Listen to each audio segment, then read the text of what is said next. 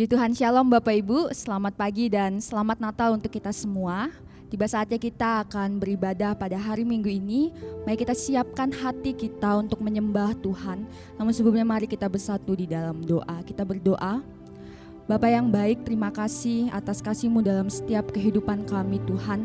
Terima kasih atas kesempatan yang kembali Engkau berikan kepada kami untuk kami memuji bahkan menyembah Engkau Tuhan. Kami menyerahkan setiap ibadah pada hari ini ke dalam tangan-Mu. Biarlah Engkau Allah yang bertata atas setiap pujian kami. Dimanapun kami berada Tuhan, kami percaya di dalam nama Yesus hadirat-Mu ada dalam setiap kehidupan kami. Di dalam nama Yesus kami berdoa, haleluya, amin. Mari Bapak Ibu kita siapkan hati kita untuk menyembah Tuhan. Bahwa Dia adalah Allah, Raja damai dalam hidup kita.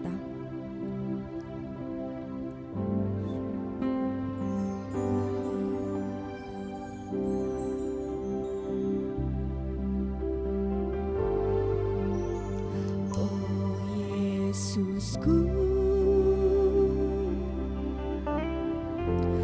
Engkaulah Raja damai. Kau turun ke dunia, selamatkan manusia.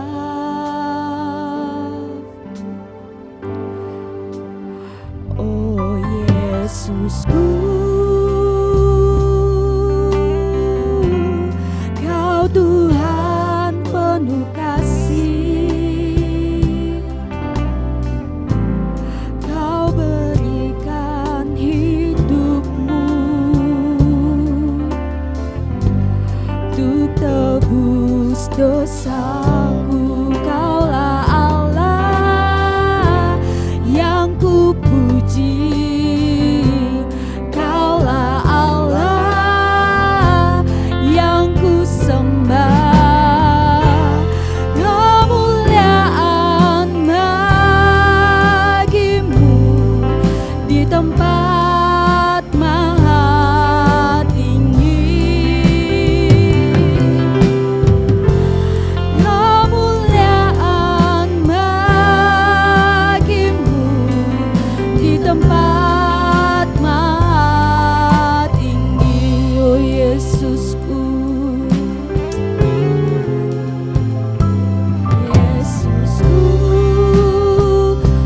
Raja damai dalam hidup kami Tuhan. Amin. Kau turun ke dunia untuk menyelamatkan setiap kami. Ke dunia, selamatkan manusia.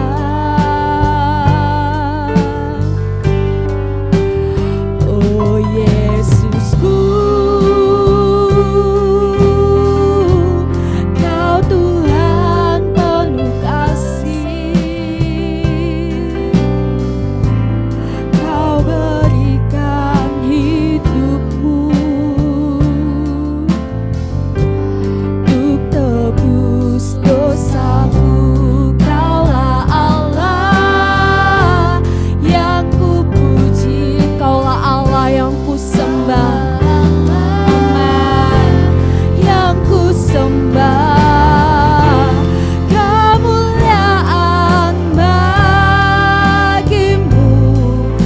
tempat maha tinggi, kemuliaan bagi-Mu di tempat maha tinggi. Mari kita katakan dengan iman, kemuliaan bagi-Mu di tempat maha tinggi. Amen.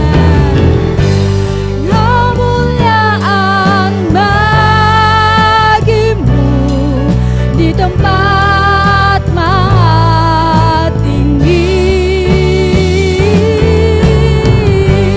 kemuliaan bagi-Mu di tempat maha tinggi, kemuliaan bagi-Mu Tuhan.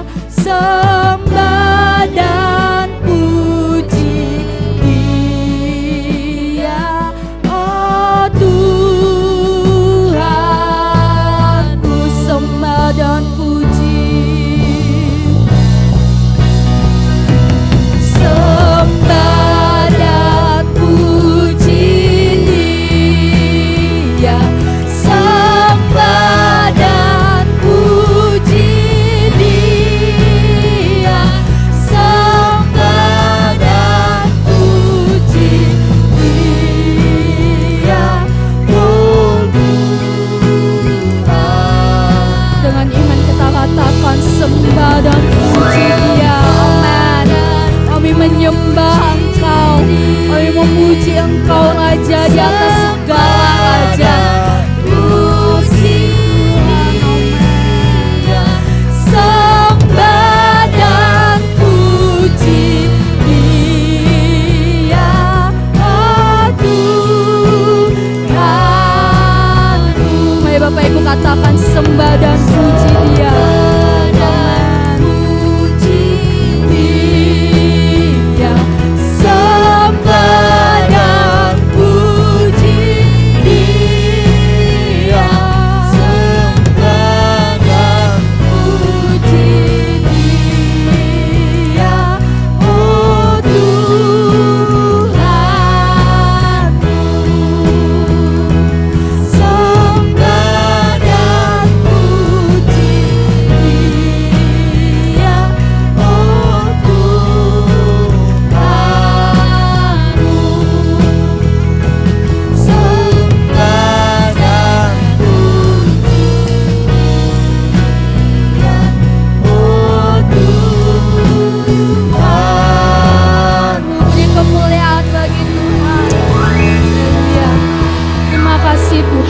Biarlah setiap pujian, biarlah setiap penyembahan kami menyenangkan hati-Mu Tuhan. Saat ini kami ingin bersorak lebih lagi untuk Engkau ya Bapa. Di dalam nama Yesus kami berdoa, haleluya, amin. Shalom Bapak Ibu, mari kita semua bangkit berdiri. Kita akan memuji Tuhan yang telah lahir untuk setiap kita umat manusia, amin.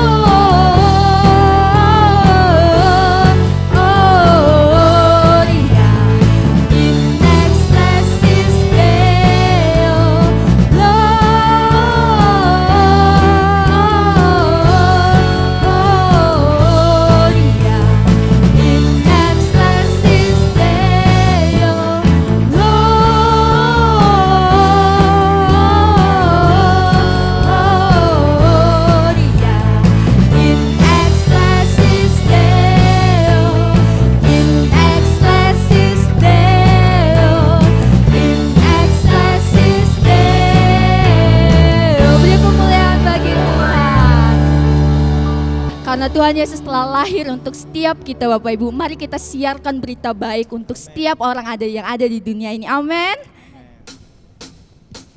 Mari kita lebih lagi semangat memuji Tuhan.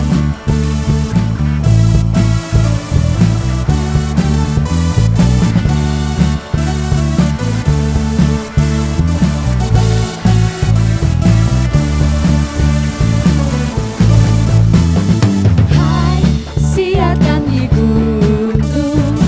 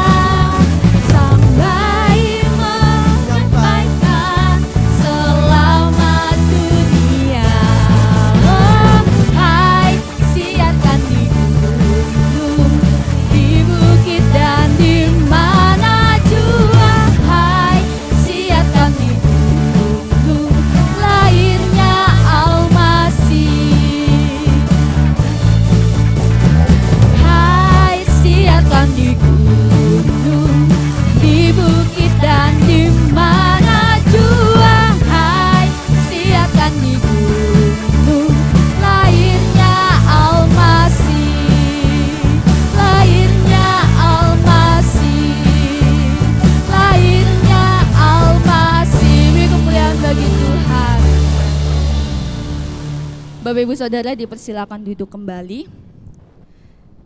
Saat ini kita akan mendengarkan kebenaran firman Tuhan. Mari kita siapkan hati kita untuk diisi dengan kebenaran firman Tuhan pada pagi hari ini. Kita percaya bahwa Yesuslah yang memiliki kasih yang terindah dalam setiap kehidupan kita. Kelahiran Yesus merupakan karya terbesar dalam setiap kehidupan kita. Haleluya Yesus.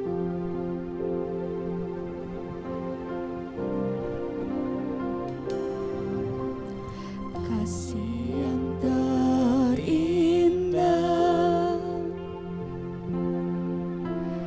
hati yang mulia, hanya ku temukan di dalam-Mu, Yesusku. Pujian dari hatiku selalu di setiap waktuku, tiada pernah berubah kasih-Mu. Karya terbesar dalam hidupku, pengorbananmu yang selamatkanku. Engkaulah yang tak ternilai, yang ku miliki dan ku hargai. Yesus, Engkau ku kagumi. Kasih yang terindah dalam setiap hidup kami. Kasih yang terindah,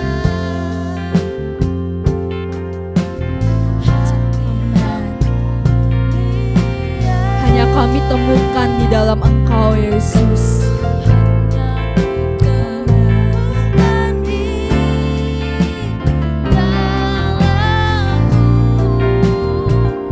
Yesusku, pujian dari hatiku selalu di setiap waktuku, tiada pernah berubah kasih-Mu. Karya terbesar dalam hidupku, pengorbananmu yang selamatkanku.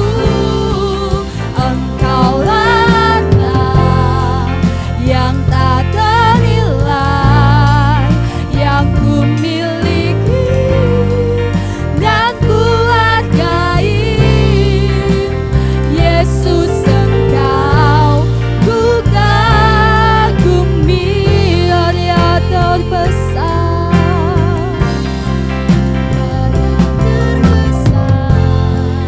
dalam hidupku, pengorbananmu yang selamatkanku. Engkaulah yang tak ternilai, yang ku miliki dan ku hargai. Yesus, Engkau ku kagumi. Yesus, Engkau ku kagumi. Yesus, Engkau ku kagumi. Nanti Saudari Febe akan berdoa untuk firman Tuhan. Benar Tuhan, Engkau adalah karya terbesar dalam setiap kehidupan kami. Pada saat ini Tuhan, tiba saatnya kami akan mendengarkan kebenaran firman Tuhan. Biarlah kiranya Tuhan yang menolong setiap kami untuk mengerti setiap apa yang firman-Mu sampaikan. Dan biarlah kiranya firman yang disampaikan boleh meneguhkan setiap iman kami dan boleh mengubahkan setiap kehidupan kami. Tuhan berkati hamba-Mu yang akan menyampaikan firman-Mu. Terima kasih Bapa, terima kasih Yesus. Kami berdoa, haleluya, amin. Salam Bapak Ibu Saudara-saudara yang dikasihi oleh Tuhan. Kita bersyukur pada Tuhan di mana pada minggu terakhir dari tahun 2021 tidak terasa Bapak Ibu dan masih dalam suasana merayakan Natal. Saya mengucapkan selamat Natal bagi Bapak Ibu Saudara semua, baik jemaat Gereja Bethesda, baik jemaat Gereja Anugerah maupun Bapak Ibu yang lain yang mengikuti ibadah online kami pada saat ini. Dan kita bersyukur, kembali lagi saya katakan bersyukur karena kita memasuki pengunjung daripada tahun 2021. Tidak terasa. Dan pada saat ini saya ingin membawakan firman Tuhan dengan judul Berita Natal yang berinkarnasi dalam kehidupan orang percaya. Bapak Ibu dikasihi oleh Tuhan. Kalau kita ngomong Natal, kita bicara Natal, ada banyak yang terpintas dalam pikiran kita. Yang pertama, pohon Natal. Ya, rasanya Natal nggak afdol kalau tidak ada pohon Natal. Mungkin Bapak Ibu di rumah sudah pasang pohon Natal. Ada berbagai macam hiasan-hiasannya. Bicara Natal juga kadang bicara kesempatan untuk kita berkumpul dengan sanak keluarga. Ada di antara kita yang pulang kampung. Ya, kita ketemu dengan orang tua, dengan kerabat, dengan saudara, keluarga besar untuk merayakan bersama-sama di rumah. Atau juga bicara Natal, mungkin bicara ada kue-kue. Ya, mungkin ada Bapak Ibu saudara sedang atau mungkin sudah membuat kue kayak kue nastar, kue coklat, kue kastangel, atau mungkin kue apapun. Ada juga bicara kalau Natal rasanya nggak afdol kalau kita nggak punya baju baru. Oleh karena itu adalah pikiran-pikiran yang terpintas ketika kita ngomongin tentang Natal, ketika kita bicara tentang Natal.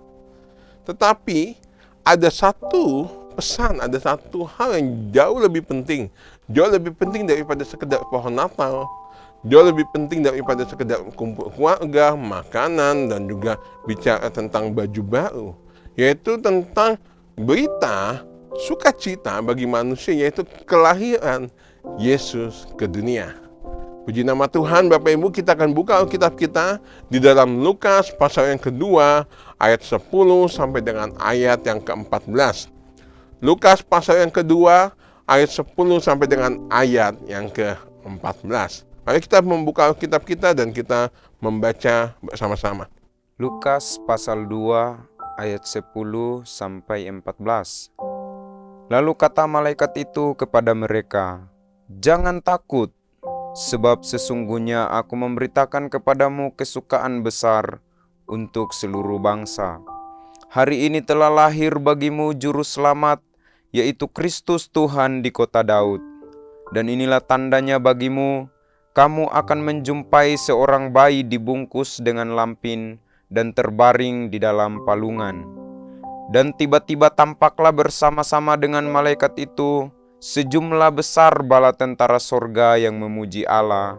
Katanya, "Kemuliaan bagi Allah di tempat yang maha tinggi, dan damai sejahtera di bumi di antara manusia yang berkenan kepadanya."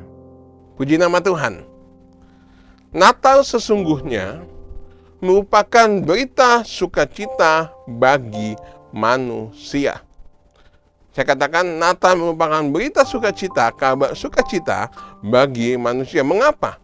Karena Bapak Ibu perlu ketahui, sebelum Yesus lahir, masa peralihan antara perjanjian baru dan perjanjian lama itu terjadi kevakuman, merupakan masa-masa kegelapan, masa-masa peralihan yang saya katakan kevakuman. Kenapa? Karena pada saat itu tidak ada penampakan dari malaikat, tidak ada nubuat, tidak ada Allah berfirman pada saat itu.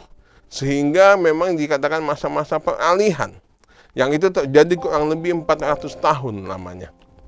Bapak Ibu ini kasih oleh Tuhan. Makanya ketika pada saat kalau kita baca kisah kelahiran Yesus, malaikat Gabriel menampakkan diri, kata-kata yang diucapkan pertama adalah jangan takut. Kenapa?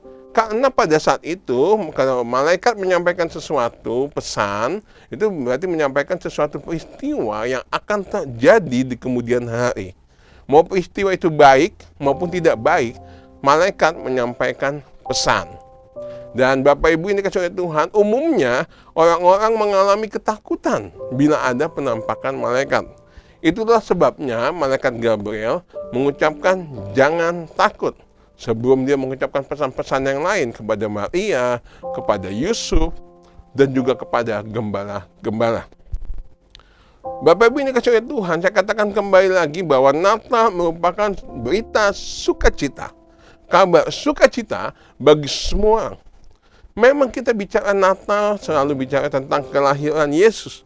Yesus sebagai Raja di atas segala raja, Raja yang sangat berkuasa daripada seluruh raja yang ada di dunia.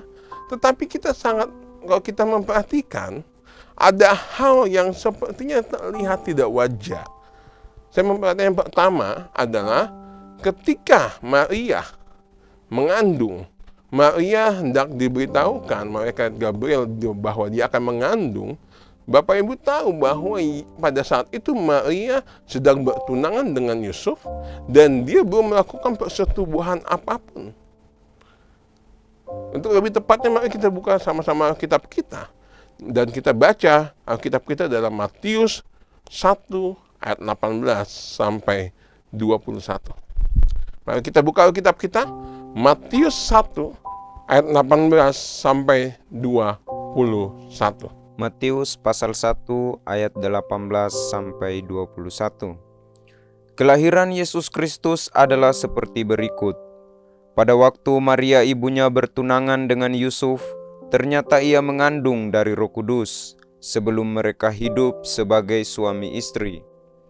Karena Yusuf suaminya seorang yang tulus hati dan tidak mau mencemarkan nama istrinya di muka umum, ia bermaksud menceraikannya dengan diam-diam. Tetapi ketika ia mempertimbangkan maksud itu, malaikat Tuhan nampak kepadanya dalam mimpi dan berkata, "Yusuf, anak Daud, janganlah engkau takut mengambil Maria sebagai istrimu, sebab anak yang di dalam kandungannya adalah dari Roh Kudus.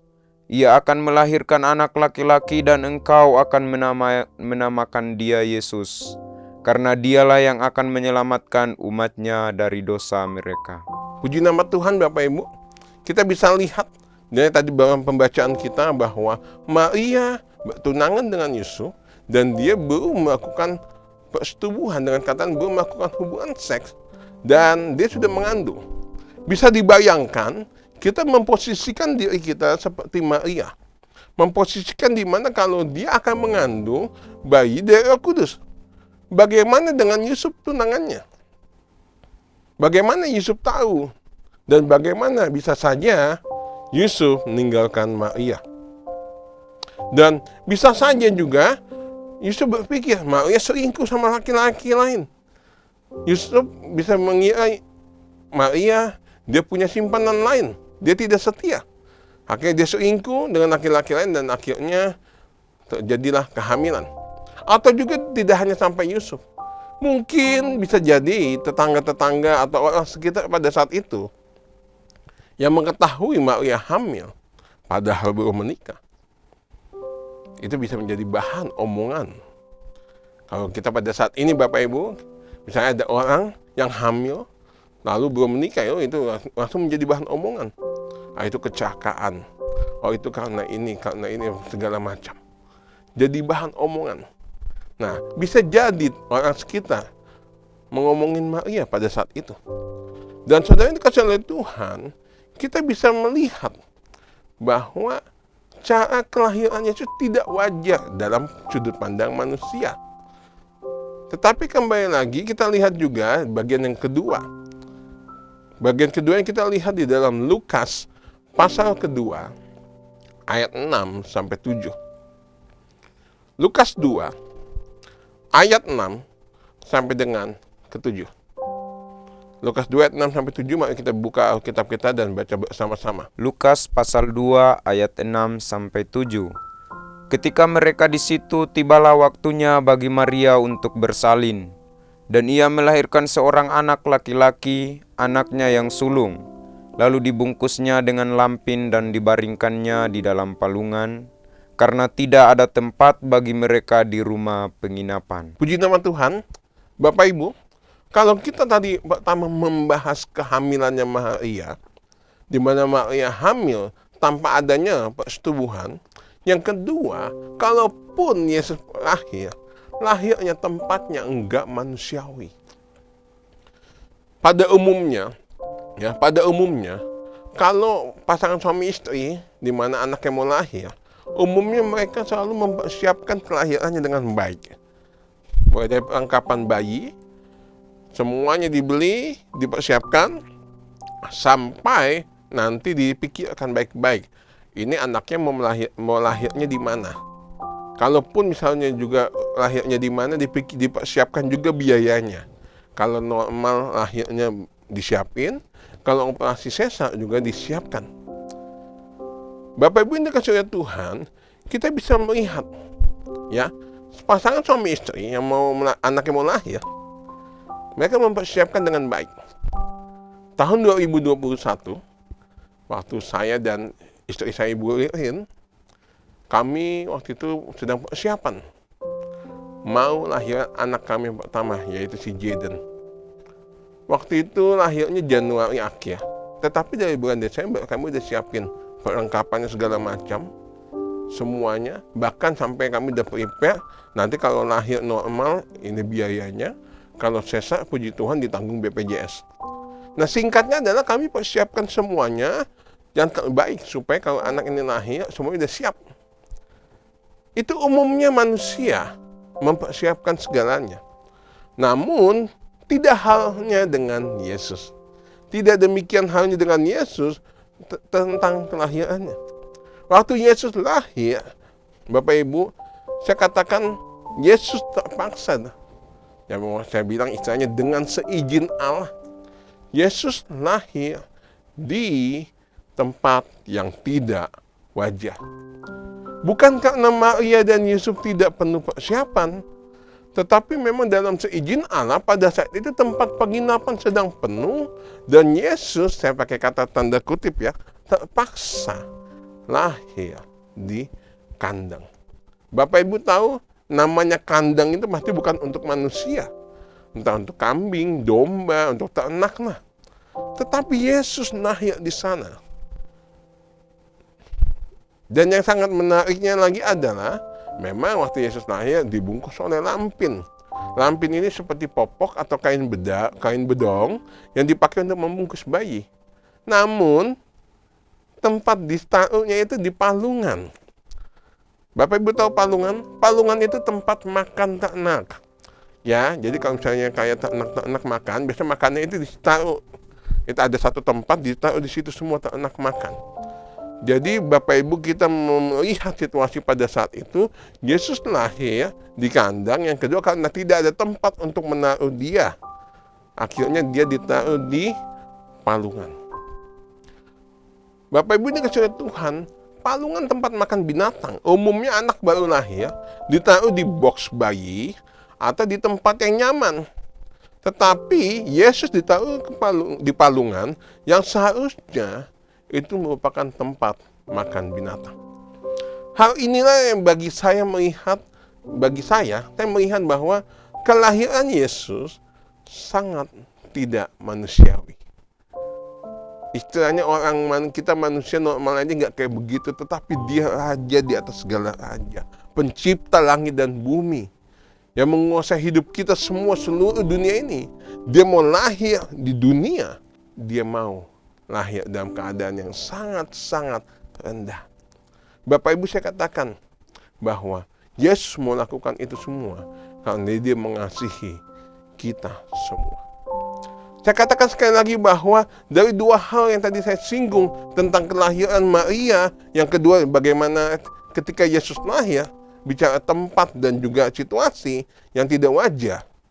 Saya melihat bahwa Yesus pada saat itu dia sedang mengajarkan kita tentang kerendahan hati.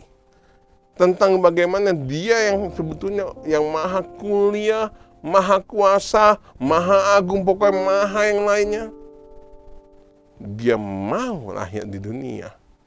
Dia mau lahir di dunia dengan rupa bayi mungil. Dia mau lahir di kandang dan dia mau ditaruh di palungan.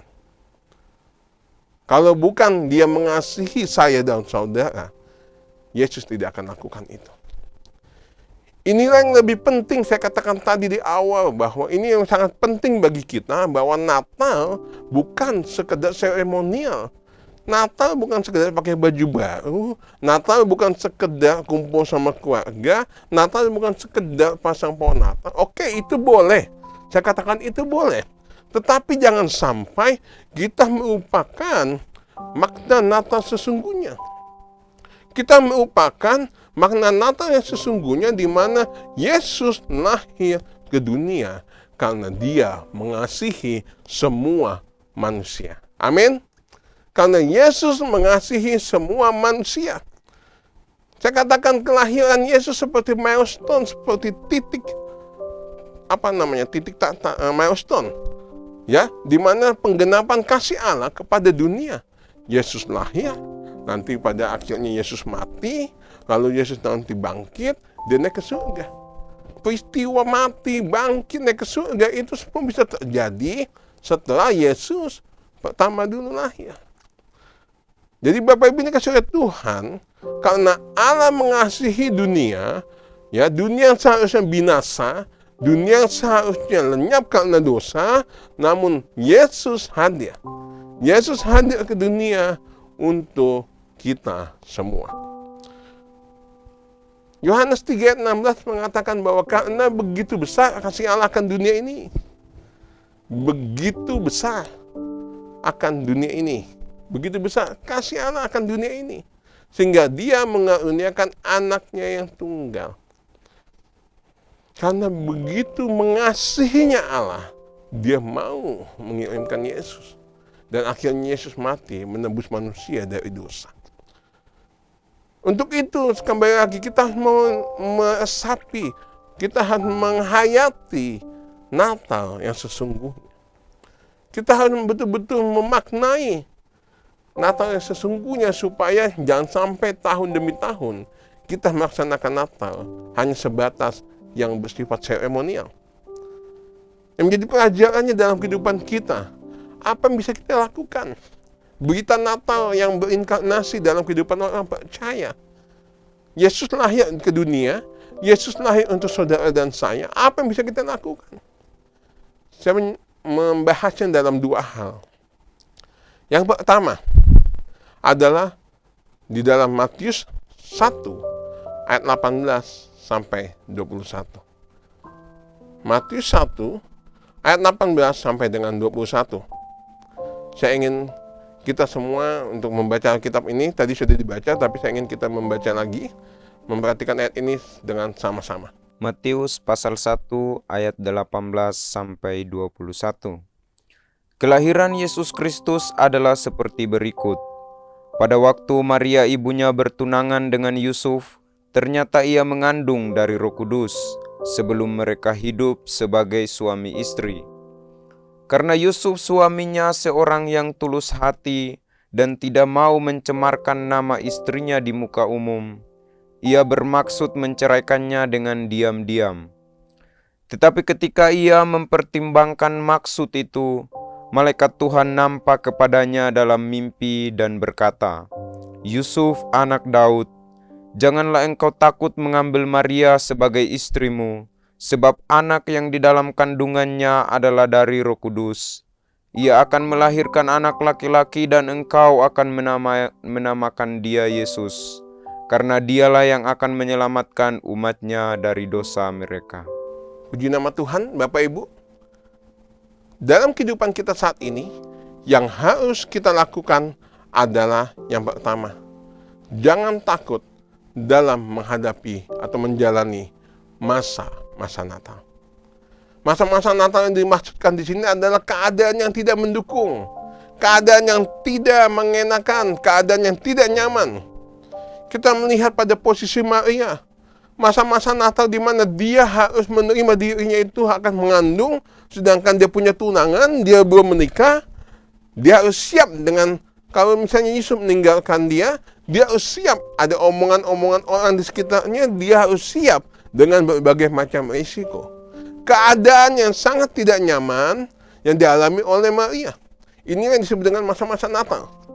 Bapak Ibu ini kasih Tuhan, jangan takut. Firman Tuhan mengingatkan kita kembali, jangan takut menghadapi atau menjalankan masa-masa Natal. Masa-masa saudara menghadapi atau menjalankan keadaan yang tidak nyaman. Masa-masa yang tidak mendukung bagi kita merupakan sebuah proses atau batu ujian. Yang namanya proses akan menghasilkan ketekunan dan membawa kita pada level yang lebih tinggi. Sesuatu yang diproses, ketika lolos, dia akan naik level. Seperti anak sekolah. Ya, kelas 1 SD, ujian, lulus, naik kelas 2. Kelas 3, seterusnya, kelas 6, selesai, ujian lulus, oke, naik kelas 7 atau kelas 1 SMP, dan seterusnya. Oke, Bapak Ibu ini dikasih Tuhan, proses ketika kita lewati dan kita lulus, membuat kita semakin dewasa, membuat kita semakin bertumbuh di dalam Tuhan. Bapak Ibu yang dikasih oleh Tuhan, keberhasilan setiap orang, kesuksesan setiap orang tidak terlepas dari proses, tidak terlepas daripada kesulitan, tantangan, perjalanan hidup yang mereka jalani. Tetapi kembali lagi, kalau kita mengalami masa-masa yang tidak nyaman, dalam kata lain saya bilang, kita sedang mengalami masa-masa yang tidak masa-masa Natal, masa-masa di mana kita tidak nyaman, kita merasa tidak keadaannya tidak mendukung.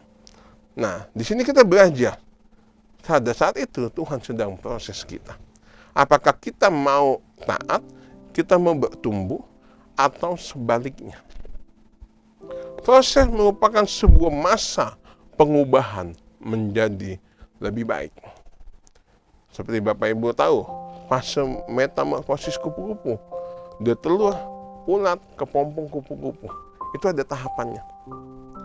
Atau juga contoh yang lain ada burung Raja Wali, burung yang menjadi contoh di mana ketika dia melewati proses, dia bisa hidup lebih lama lagi. Bapak Ibu, burung Raja Wali pada umumnya ketika dia berusia hampir 40 tahun, dia memasuki masa-masa transformasi. Masa transformasi ini menjadi pilihan baginya. Apakah dia mau ikuti atau tidak? Kalau dia mau mengikuti masa transformasi ini, maka dia akan hidup lebih lama lagi, kurang lebih 30 tahun lebih lama. Jadi usianya bisa sampai 70 tahun. Tapi kalau dia tidak mau ikuti, ya dia mungkin tidak akan lama mati. Masa transformasinya seperti apa? Burung Raja Wali harus mematukkan dia punya paruh ke bukit batu. Dipatuk-patuk-patuk karena makin tua, paruh Raja Wali makin bengkok. Ketika makin bengkok, itu harus dipatuk supaya muncul paruh yang baru. Waktu dipatuk-patuk itu pasti sakit. Tapi itu proses. Muncul paruh yang baru. Yang kedua, dia harus cakarkan harus cengkram kaitkan cakarnya ini di batu-batuan atau dicakais-kais supaya apa? Cakarnya ini yang tadinya terlalu bengkok karena udah semakin tua, makin bengkok, ini kembali lagi bisa terkikis dan dia bisa muncul cakar yang baru, sehingga kalau dia terbang dia bisa mencengkeram mangsa. Yang ketiga apa?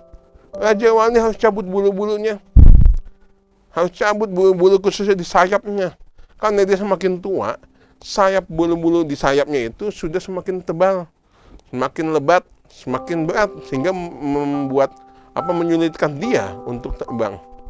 Raja Wali harus cabut satu-satu. Raja Wali nggak punya pinset. Ya, kalau Bapak Ibu punya uban, biasanya dicabut pakai pinset, nama alat cabutnya itu. Dicabut satu-satu bisa. Raja Wali nggak punya pinset. Raja Wali cabutnya sendirian.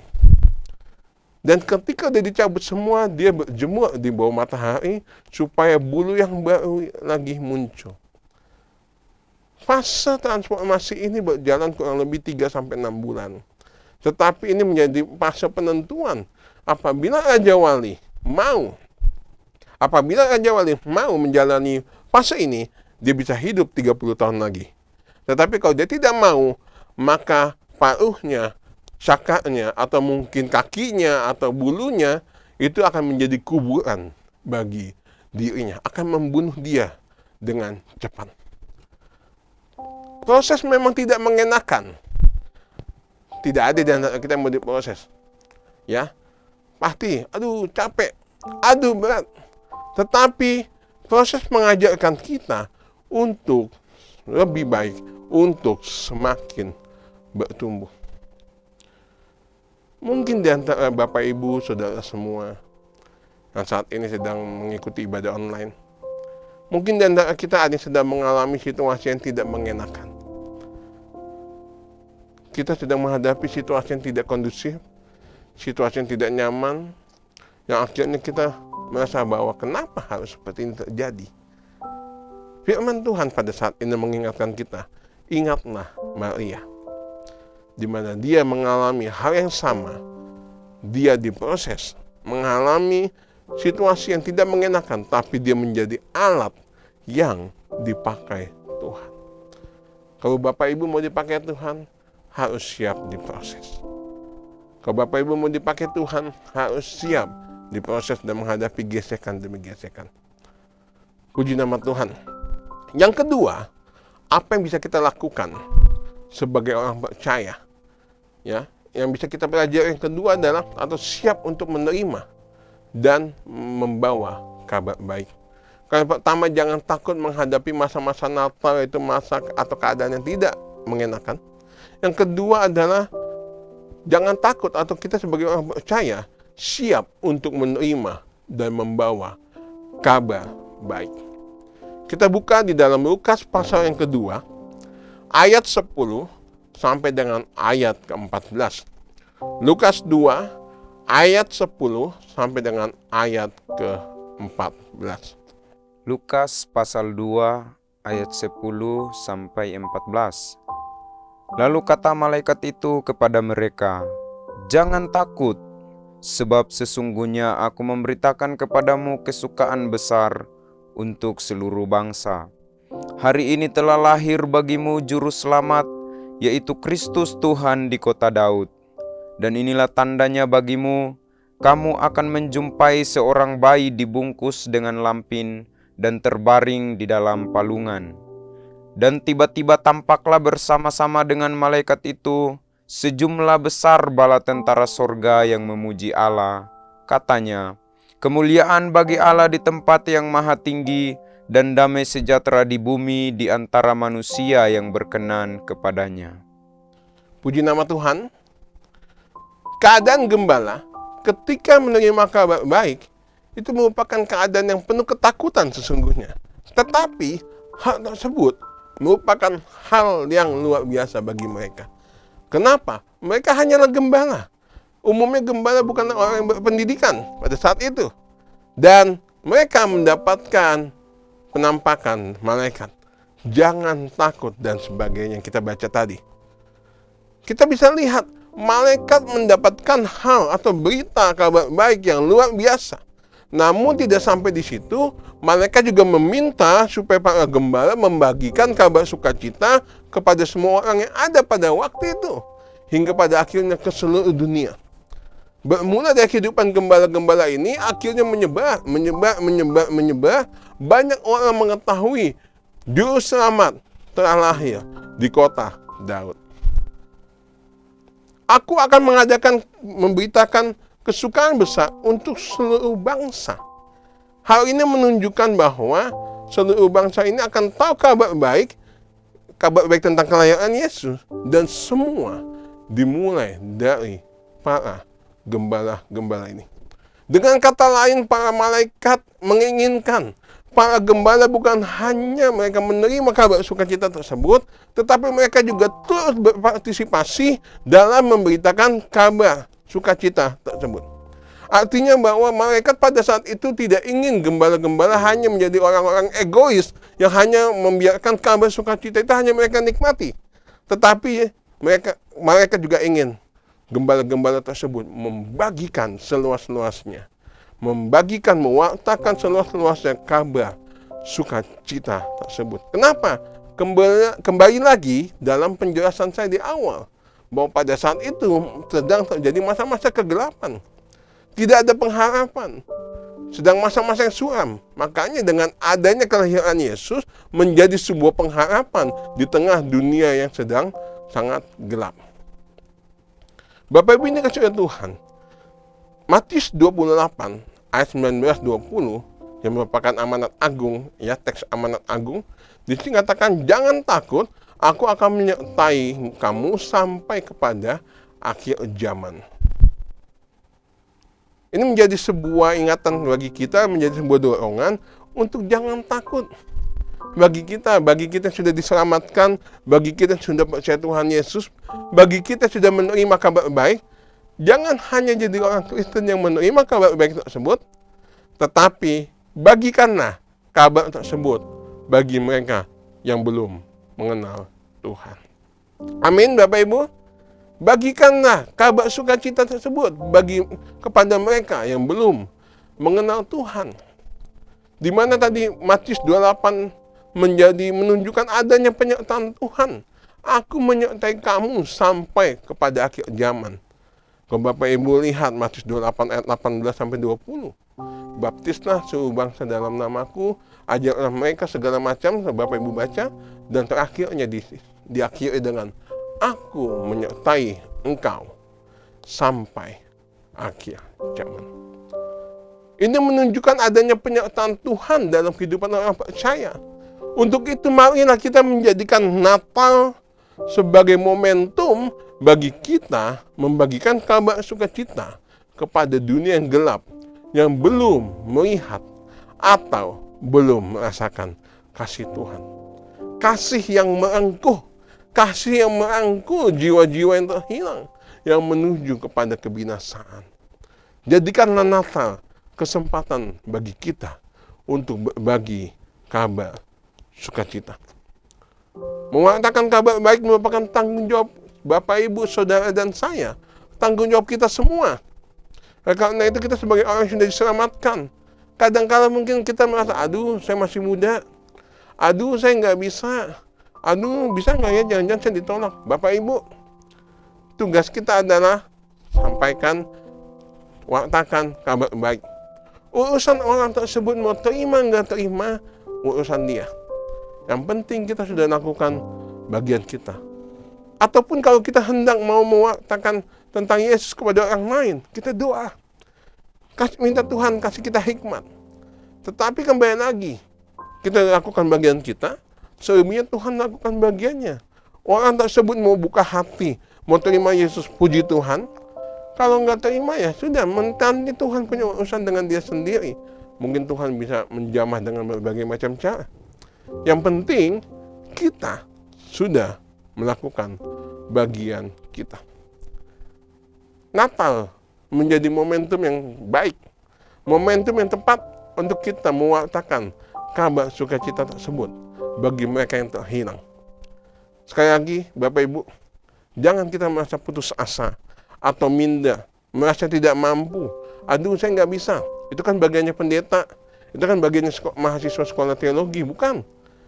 Bicara mewartakan kabar baik, bicara mewartakan Kristus adalah tanggung jawab gereja. Gereja dalam artian di sini adalah kita, orang-orang yang sudah diselamatkan.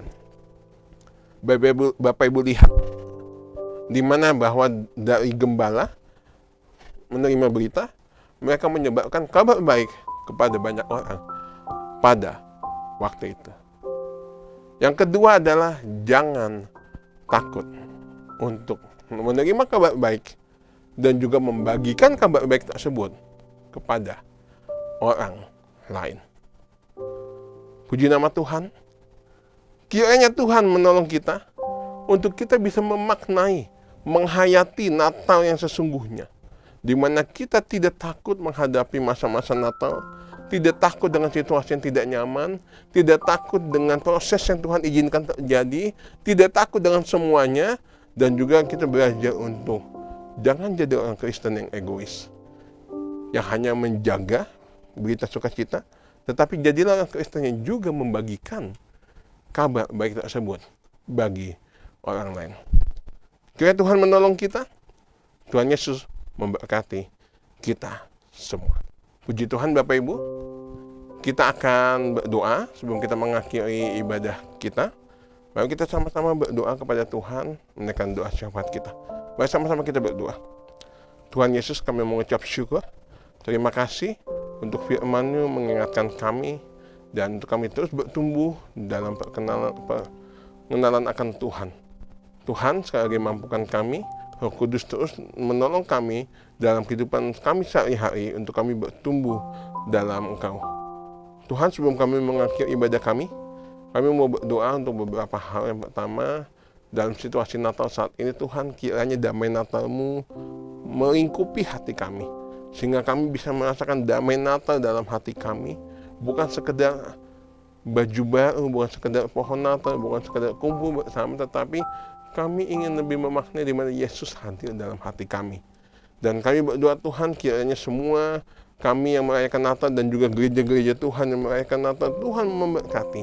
Dan juga Tuhan memberikan keamanan, kedamaian dalam selama masa-masa Natal ini, sehingga kami bisa menjalani masa ibadah Natal dan juga acara-acara perayaan Natal dengan penuh sukacita dan tanpa adanya gangguan atau ancaman dari pihak manapun. Kami berdoa juga Tuhan, menyerahkan proses pembangunan gereja Bethesda. Kami bersyukur untuk proses pemberian tanah yang masih berlangsung. Tuhan tolong, Tuhan cukupkan dana-dana yang dibutuhkan. Dan kami berdoa juga untuk jemaat yang terlibat di dalamnya, dalam janji iman pembelian tanah. Tuhan tolong memberkati, membuka tingkap-tingkap langit. Tuhan mencukupkan dana yang kami butuhkan, sehingga juga kami semua terlibat dalam janji iman. Kami dapat melunasi. Tuhan juga membuka tingkap-tingkap langit dan mencurahkan berkat dalam setiap kami semua yang terlibat, dan kami bisa melunasi janji iman kami. Kami berdoa juga Tuhan untuk pemerintah kami, Bapak Jokowi dan juga segenap